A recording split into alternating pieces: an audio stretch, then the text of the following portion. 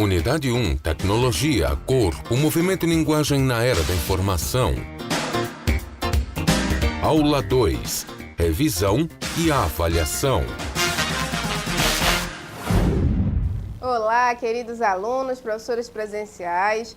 Sejam bem-vindos a mais uma aula do nosso componente de arte que está encerrando o nosso ano letivo. Na verdade, somos o último componente desse ano, então a gente vai aproveitar para utilizar toda aquela bagagem que a gente construiu no decorrer do ano letivo de 2017. A gente veio de um feriado, fim de semana, tá todo mundo descansado e então agora nós vamos começar o momento da nossa revisão.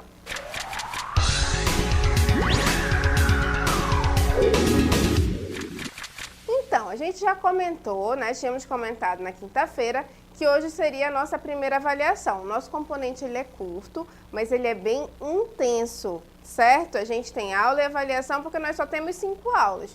Então, as coisas são um pouco mais aceleradas, né? Então, o que a gente começou falando na aula de quinta-feira? Vocês lembram? Vamos recordar. A gente começou comentando um pouco sobre arte. O que é arte para mim? O que é arte para você? Que a gente precisa entender que o conceito de arte ele é muito subjetivo. Então, quando a gente observa uma obra de arte, uma pintura, uma escultura, escuta uma música, pode ser que fale, não, para mim isso não é arte. E eu posso falar, não, eu acho uma linda obra de arte. Então, esse conceito de arte, ele é muito subjetivo, ele vai de cada pessoa. Esse fim de semana, num desses programas de domingo, teve uma votação de melhores do ano, alguma coisa assim. E votaram numa música popular, como se fosse a música do ano. E eu escutei algumas pessoas falando, meu Deus, como é que essa música levou o título de música do ano, se eu não me engano, é de Pablo Escobar, uma coisa assim. E enquanto tinha uma outra música com uma letra muito mais rica, né? Então, olha aí a diferença do conceito, né? Essa pessoa que estava criticando, para ela aquela música que tinha ganhado não era considerada arte. Isso não pode ser considerado uma música, como é que ganha a música do ano? A outra é muito melhor, tem uma letra muito mais rica. Só que o Brasil votou, acho que era uma votação nacional, e Pablo Vittar, exatamente, é o nome do artista. E ele ganhou, eu acho que a música é K.O., Q.O., um negócio assim. E ele ganhou por votação popular. Então, olha só a diferença, né? Pode ser que para uma pessoa ou outra, ele não seja considerado um artista de tamanho renome com uma obra artística de tanta importância. Mas, para a grande maioria dos que votaram, ele foi o escolhido. Então, a questão da obra artística ser considerada arte ou não, ela vai muito do seu espectador. A gente precisa entender que isso está relacionado com a cultura da região onde aquela obra está sendo manifestada. Né? O nosso estado do Amazonas, como a gente já conversou, ele é um estado com grande influência indígena, porque tem sangue indígena correndo nessas veias, não é verdade? Então, a nossa produção artística, ela carrega muito dessas características indígenas. A gente tem nas nossas músicas, por exemplo, nas músicas do boi, muitas palavras indígenas. Nas nossas pinturas, a gente encontra artistas amazonenses que utilizam traçados indígenas nas suas composições. Então, talvez algumas pessoas não gostem muito, né, dessas características indígenas, mas elas respeitam, porque isso faz parte da cultura que nós carregamos. Então, o que a gente precisa entender é que a arte está por todo canto. Em todo canto que a gente se vira tem alguma manifestação artística.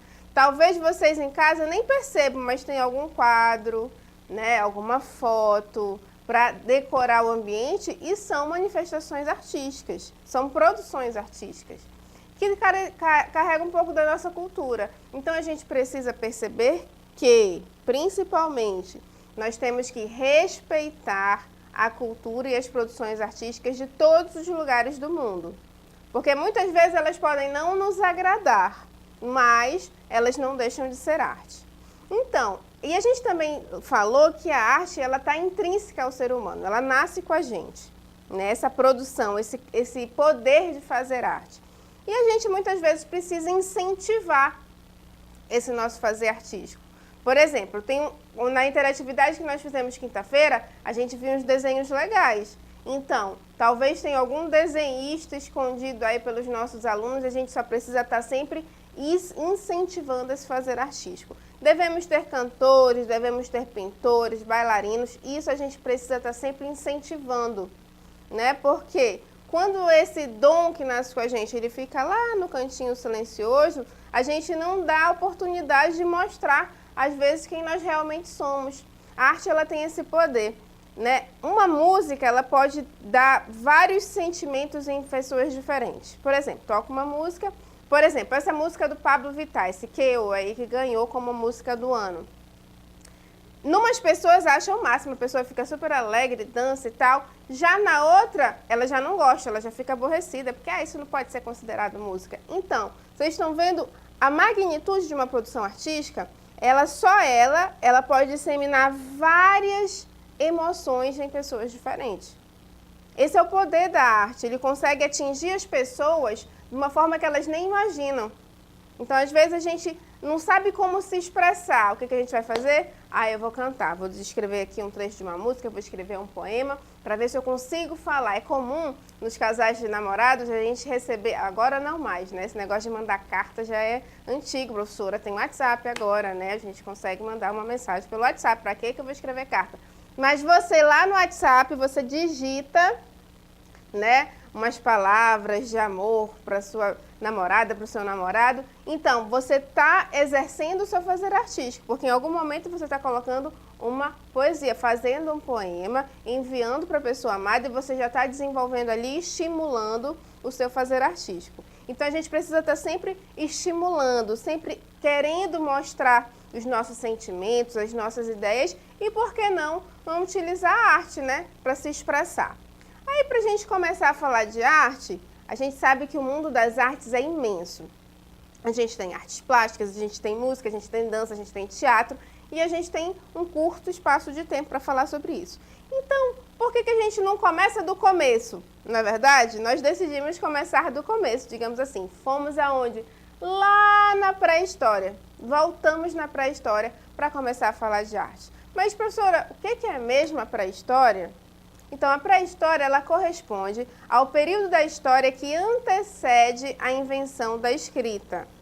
Os historiadores dividiram em 3 períodos. Então, a pré-história, ela é aquele período da história que ela antecede a invenção da escrita. O homem ainda não tinha inventado a escrita nessa época. E eles dividiram a pré-história em 3 períodos. A gente tem o período paleolítico, que é o período de 4 milhões antes de Cristo, olha só quanto tempo atrás. A gente tem um período neolítico, que ele vai de 10 mil antes de Cristo até 3 mil antes de Cristo. E a gente tem a idade dos metais, que ela compreende a idade do cobre, a idade do bronze e a idade do ferro. Então, a gente tem paleolítico, neolítico e idade dos metais. E vocês conseguiram perceber que é uma contagem decrescente? A gente começou com 4 milhões antes de Cristo, 3 mil antes de Cristo, porque essa é a nossa contagem cronológica, né? A gente tem um período que vai antes de Cristo e o período que vai depois de Cristo. Então, a gente está falando de um período de 4 milhões de anos antes de Cristo. Olha quanto tempo faz. E esse é o período paleolítico. Aí a gente tem o neolítico e a idade dos metais. Então, a pré-história toda, o período que compreende a pré-história, ele envolve esses 3 períodos, o paleolítico, o neolítico e a idade dos metais. E como eu já tinha comentado com vocês, que a arte ela é intrínseca ao homem, ela nasce com a gente, o nosso fazer artístico, a nossa possibilidade artística, ela nasce com a gente. Então, ela acontece desde que o homem surgiu, na verdade, a gente consegue encontrá-la desde o paleolítico. Então, vamos conversar um pouco sobre o que foi esse período paleolítico, o que aconteceu. O período paleolítico, vamos falar um pouco sobre a moradia. Eles moravam em cavernas e eles foram considerados os primeiros hominídeos. Eles eram nômades e viviam da caça e coleta. Vamos lembrar agora. Eles procuravam no ambiente natural um lugar para se proteger. E onde que eles conseguiram isso? Nas cavernas, né? Eles procuravam dentro da natureza, eles ainda não tinham desenvolvido essa habilidade de construção, de construir um ambiente para morar. Então, eles procuravam, nos lugares que eles estavam, alguns lugares para se habitar, para se proteger. E aí, foram onde eles encontravam as cavernas e entravam nessas cavernas para poder viver lá. E eles eram nômades, por quê? Eles não plantavam, eles viviam da caça e da coleta, ou seja, eles caçavam os animais e coletavam os alimentos que estavam à sua disposição. De repente tinha uma árvore frutífera perto, eles se alimentavam dos frutos daquela árvore e principalmente da caça e da pesca, certo? Então, quando eles esgotavam esses elementos na sua região próxima, o que eles faziam? Eles tinham que ir embora. Então, eles eram nômades. Os nômades são as pessoas que não têm residência fixa num local. Elas vão indo de lugar para lugar. Hoje em dia, a gente nem consegue encontrar algumas pessoas que são nômades, que elas não têm residência fixa. Esse era o caso do homem do período paleolítico. Ele não tinha uma residência fixa. Por quê? Porque ele não tinha uma plantação para sobreviver. Então, quando ele estava vivendo ali e se esgotavam todos os seus recursos, o que ele tinha que fazer? Ele tinha que ir embora. Como é que ele ia ficar lá se ele não tinha mais como sobreviver? Não é verdade? Então, eles eram nômades por essa característica. E tinha um modo peculiar deles de criar ferramenta, porque o homem, quando ele está na sua existência, ele precisa criar instrumentos para poder sobreviver, para poder fazer as suas atividades. E não foi diferente. Eles tinham um modo de criar as ferramentas. Eles tinham instrumentos de pedra. A pedra lascada, madeiras e ossos e facas e machados. A gente tem aí até a imagem, olha só, de pedras, instrumentos que eram feitos de pedra, madeira e ossos. Professora, por que esse período também foi conhecido como período da pedra lascada? Porque um dos instrumentos que eles utilizavam para a sua sobrevivência era a pedra lascada. Eles pegavam essas pedras in natura, essas pedras naturais que eles encontravam pelo meio do caminho e eles começavam a lascar, né, a tirar pedaços dessa pedra. Então, por isso que ela ficou conhecida como idade da pedra lascada.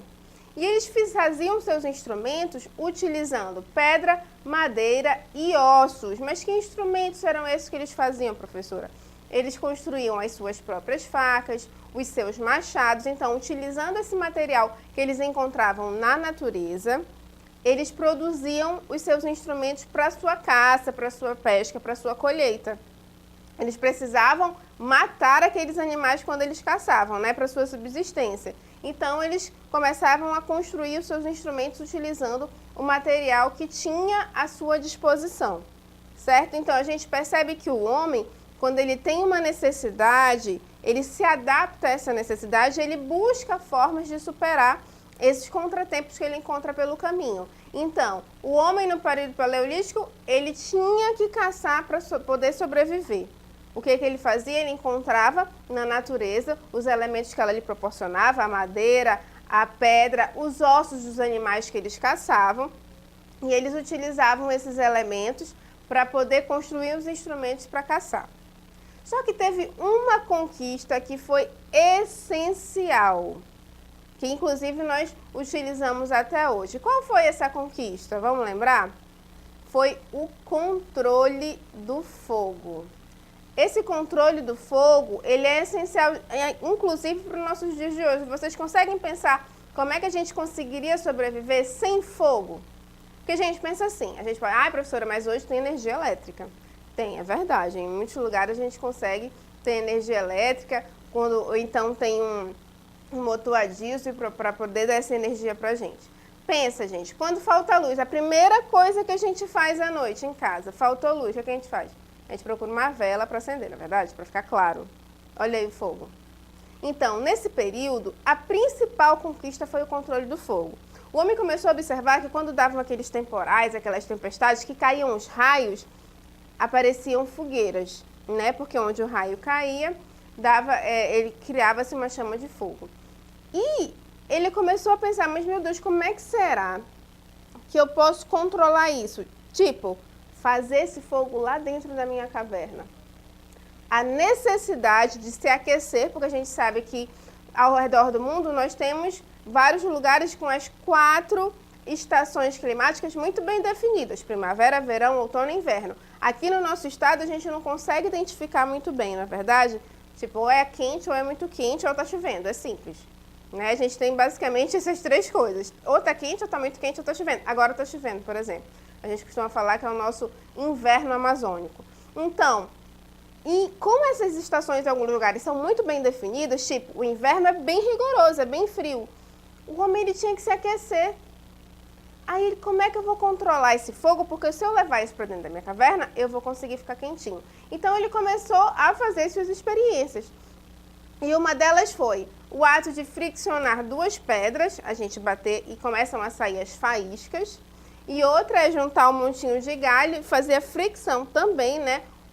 Esfregar as madeiras nesse montinho de galhos. A gente consegue eliminar faíscas, né? Acontecer faíscas, e essas faíscas vão formando as fogueiras. Então, esse controle do fogo que o homem conseguiu fazer, ele foi essencial para a sua evolução.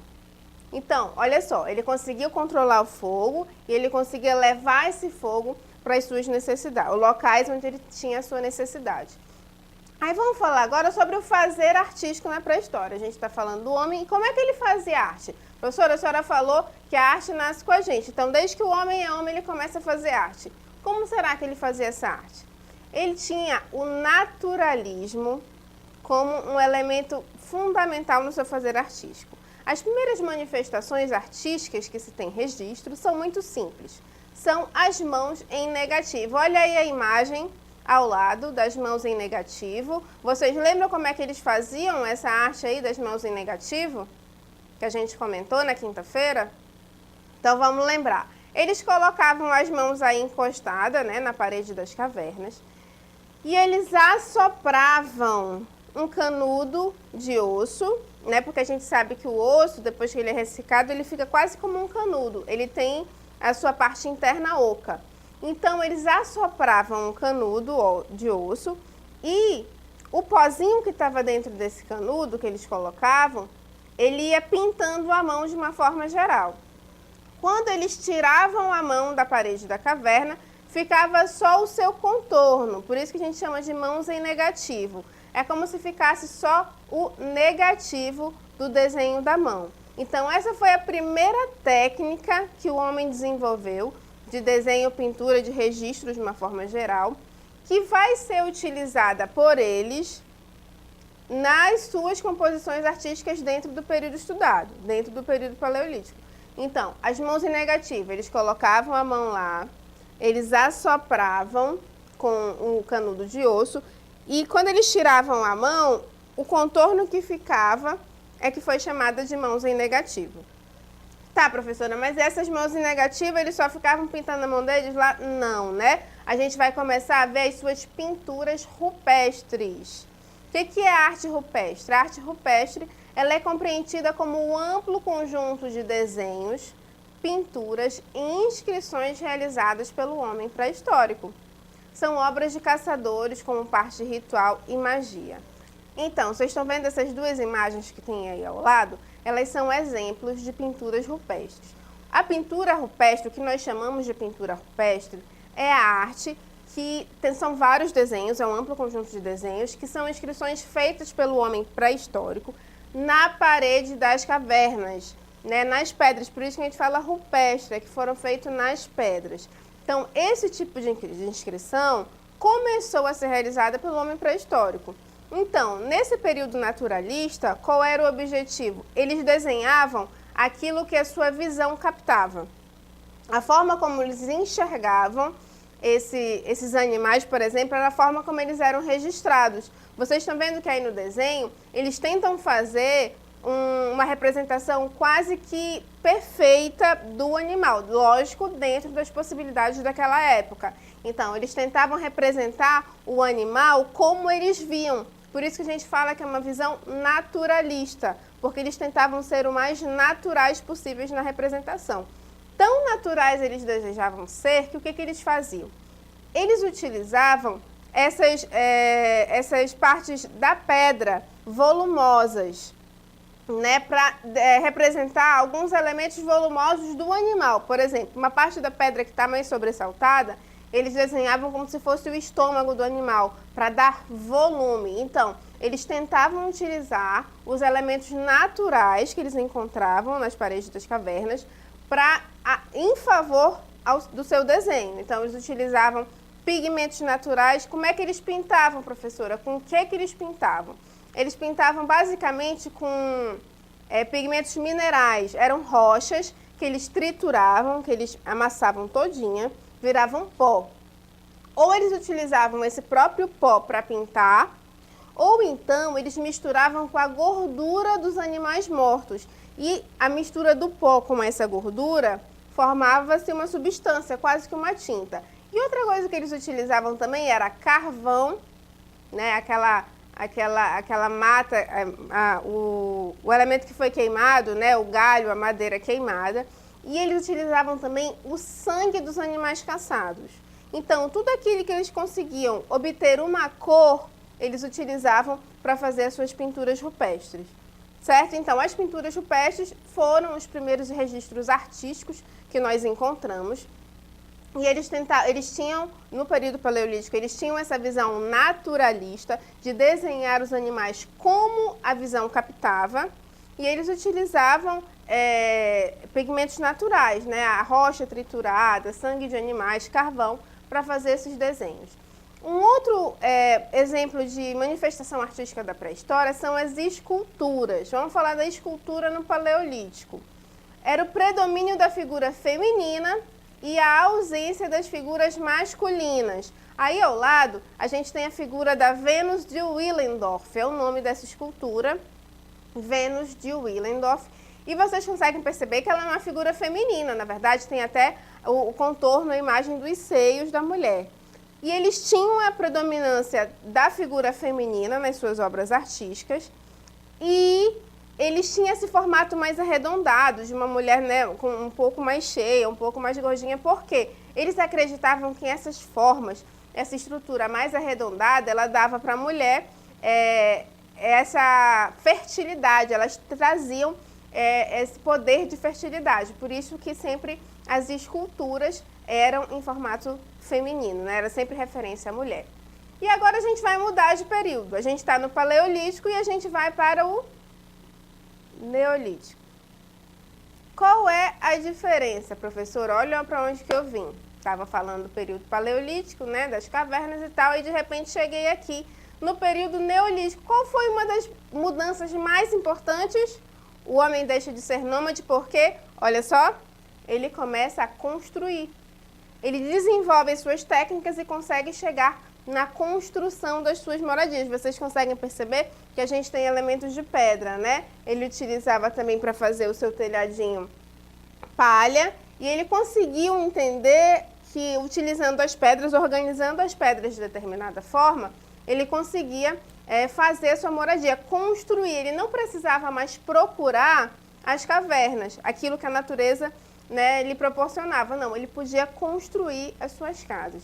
E quando ele começou a construir, houveram outras mudanças. Vamos ver, o período neolítico, perdão, ele também foi conhecido como a Idade da Pedra Polida. Por que pedra polida, professora? Porque ele já começou a trabalhar a pedra em um formato diferente. Então, a moradia, a construção de pedra, eles tinham os instrumentos de pedra polida, como a enxada, o tear, eles foram aperfeiçoando as suas técnicas. Começou aí o cultivo dos campos. Ele tinha produções artesanais, como cerâmica e tecidos. Tinha moradia fixa próxima aos rios, na intenção de utilizar a terra fértil para a agricultura. E ele começou a domesticação dos animais. Então, olha só, o homem do período neolítico, ele deixa de ser nômade. Ele fixa a sua moradia. Ele começa a construir as casas, como vocês estão vendo, né? Ele começa a construir essas casas. Os seus instrumentos deixam de ser da pedra lascada, ele começa a ter uma enxada, um tear, né? Ele utiliza a pedra polida, ele aperfeiçoa a sua técnica. Ele começa a cultivar. Lembra que o homem do período paleolítico, ele coletava, ele tirava aquilo que a natureza lhe oferecia. Aqui no período neolítico, não. Ele começa a cultivar. Ele planta. Ele começa a estabelecer a sua residência próxima aos rios. Por que próxima aos rios, professora? Porque é onde a terra é mais fértil. Então, ele consegue plantar para poder sobreviver. Ele fixa a sua residência. Ele começa a domesticar os animais. Como ele tem uma residência fixa, ele começa a domesticar os animais. Os bois, as vacas, os cavalos, ele começa a domesticar. Então, ele vai evoluindo nas suas técnicas, consequentemente, a sua arte é modificada. Vamos ver sobre a arte no Neolítico. A pintura. A arte naturalista ela foi substituída por um estilo mais simples e geométrico. Ou seja, ele deixa de querer representar aquele formato natural, exatamente como ele vê. Não, ele utiliza formas geométricas para registrar. As figuras com poucos traços e poucas cores. O ser humano representado em suas atividades cotidianas e coletivas. Ele representa o homem nas danças, no plantio, na colheita. A intenção do movimento pela posição dos braços e pernas. Então, a sua arte muda. Ele começa a ser mais objetivo. Ele começa a registrar os animais com formas geométricas. Ele começa a registrar a figura do homem como se ele estivesse em movimento, com um desenho diferente de braços, de pernas, para identificar alguma movimentação. Então, ele começa a registrar as cenas do seu cotidiano, cenas de caça, cenas de dança, e também tinha alguns caráteres místicos, algumas coisas que eles desejavam que acontecesse, eles iam e pintavam nas paredes das cavernas. E na arquitetura, professora, qual foi a mudança? Então, estimulado pela preocupação de estar sempre com uma residência fixa, o artista neolítico constrói menhires e dolmens. Vamos ver o que é. Dolmens são galerias cobertas que possibilitavam o acesso a uma tumba. Olha aí a imagem. É quase uma caverna, mas ela foi construída. Eles organizavam as pedras para fazer o acesso às tumbas. As menhires, elas são grandes pedras cravadas no chão de forma vertical. Para eles, isso era uma obra arquitetônica, que tinha o nome de menhires. Eram as grandes pedras fixadas de forma vertical, como a gente está observando aí na imagem. E tinha as cronlas, que são menhires e dolmens, que são organizados em círculo, que são considerados cemitérios. Então, a gente percebe aí que o homem, nesse período neolítico, ele começa a ter a sua produção arquitetônica. Ele, dessa forma mais rudimentar, de acordo com as suas limitações, mas ele tem a sua produção arquitetônica. E a gente tem resquícios, indícios dessa produção artística do homem na pré-história no Brasil também. Inclusive no interior do nosso estado, no município de Itacoatiara, nós temos um sítio arqueológico que tem alguns registros de arte rupestre, que elas são preservadas, porque são patrimônio histórico. Então, esse registro de pinturas rupestres, de arquitetura desse período neolítico, onde é encontrado no mundo inteiro, ela é tida como patrimônio histórico e ela precisa ser resguardada. Então, as pessoas precisam ter um certo cuidado para preservar. A gente vai ver um vídeo agora que ele vai mostrar uma pesquisadora falando com a gente sobre os vestígios da arte pré-histórica que a gente encontra no Brasil.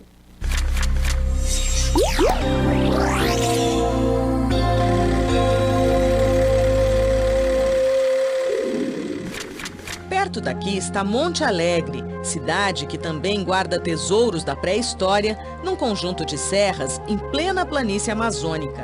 No início dos anos 90, a pesquisadora antropóloga norte-americana Anna Roosevelt, bisneta do ex-presidente Theodore Roosevelt, fez uma série de escavações aqui na região de Monte Alegre para tentar determinar qual a data dessas pinturas rupestres. As análises em laboratórios dos Estados Unidos e da Europa mostraram que a presença do homem pré-histórico aqui nesta região da Amazônia data de 11.200 anos, pelo menos.